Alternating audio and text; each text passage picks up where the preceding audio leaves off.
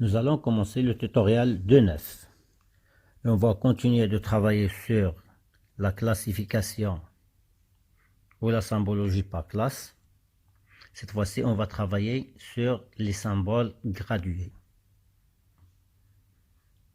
Donc, je vais enregistrer tout d'abord mon dernier tutoriel sur le tutoriel 2.9. Et je vais sur ma couche, propriété et symbologie. Alors, la symbologie graduée peut être appliquée à une couche même si elle est de type surfacique ou linéaire. Donc, elle n'est pas appliquée uniquement au point, mais le résultat, elle est de type ponctuel. Donc, au lieu de travailler sur une couleur graduée, je sélectionne symbole gradué.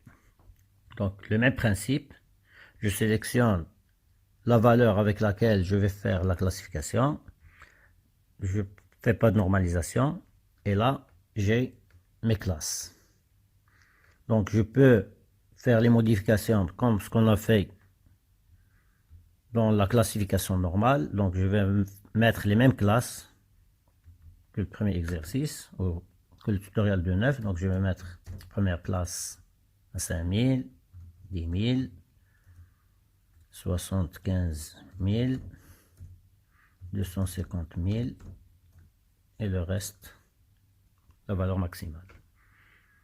OK. Et donc là, j'ai la taille de mon symbole. Elle me demande, donc ArcGIS me demande de spécifier la taille minimale pour le plus petit intervalle et la taille max pour le plus grand intervalle.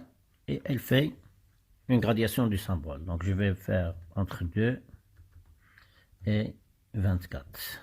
Là, je vois la taille qui change. J'ai le modèle donc de mes images ou de mon symbole. Donc je peux spécifier le symbole que je désire et la couleur que je vais utiliser. Donc je vais changer juste la couleur en rouge. Je valide.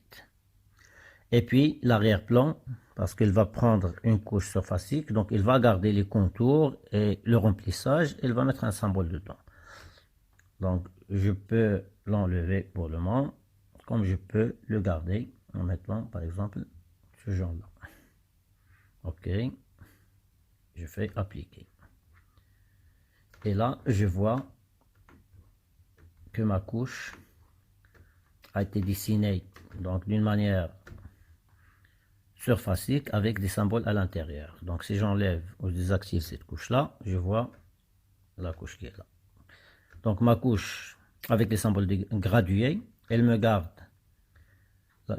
la géométrie avec la symbologie normale, symbologie unique, avec un symbole ponctuel à l'intérieur qui me montre, dépendamment de sa taille, la densité de la population.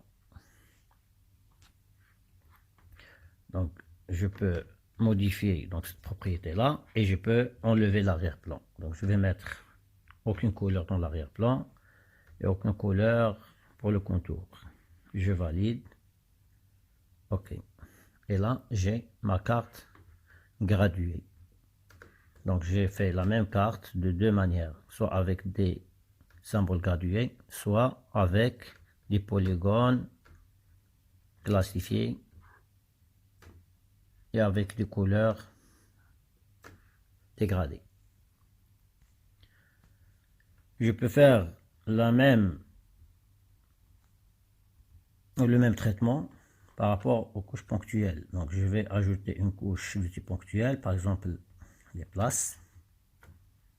Et là j'ai une base de données qui provient d'OpenStreetMap qui contient des informations sur les différents types de places. Donc les villes, les villages, les centres, avec de l'information sur la population. On peut voir la table attributaire. Et donc là, j'ai les classes et j'ai la population. Donc je vais faire le même travail que tout à l'heure, propriété. Et je vais sur Quantity. symbole gradué. Et je choisis la colonne population. Donc la taille d'échantillon, c'est pas grave, je valide. Je spécifie la taille, donc du plus petit au plus grand. J'applique. Je change le modèle. Je vais mettre un bleu. Et là, vous voyez qu'il n'y a pas d'arrière-plan puisque ma couche est de type ponctuel. Je peux faire les mêmes traitements. Je peux modifier donc les noms des classes.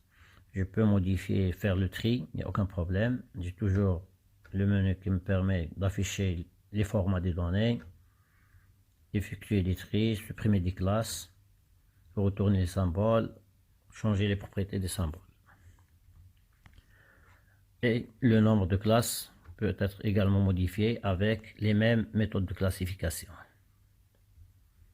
Je valide et je fais valider. Et là, je vois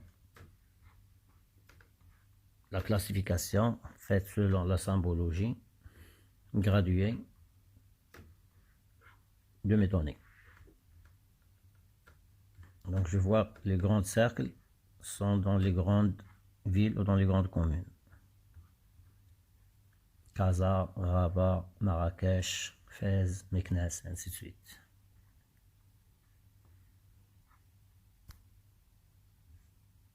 Donc je reviens à ma propriété.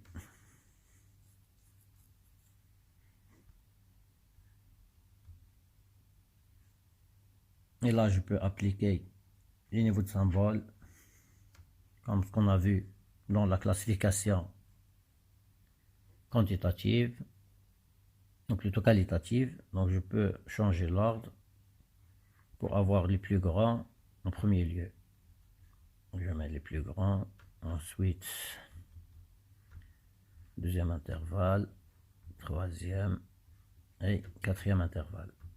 J'applique, OK. Et là, je vois les symboles qui ont changé d'ordre. Ainsi prend fin le tutoriel 2.9.